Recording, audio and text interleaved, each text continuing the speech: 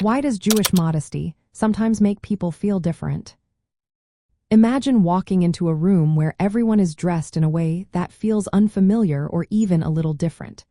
That's often what happens when people encounter Jewish customs around modesty. Jewish modesty, called Tzniut, isn't just about clothing. It's about how people behave, interact, and show respect for themselves and others. In dating and courtship, modesty means setting boundaries that focus on emotional and spiritual connection rather than physical attraction alone. For example, married men and women usually avoid being alone together or having physical contact.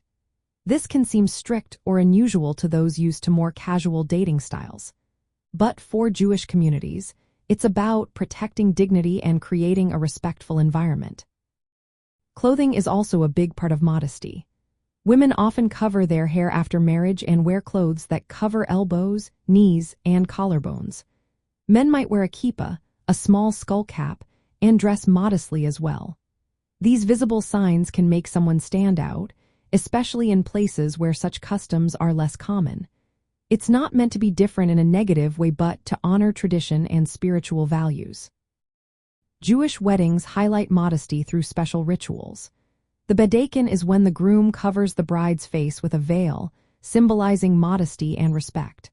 The chuppah, or wedding canopy, focuses on spiritual commitment rather than fancy decorations. These customs reminded everyone that marriage is a sacred bond built on dignity and mutual respect. Sometimes, these customs can make people feel like they are different because they follow specific rules that aren't typical in mainstream society.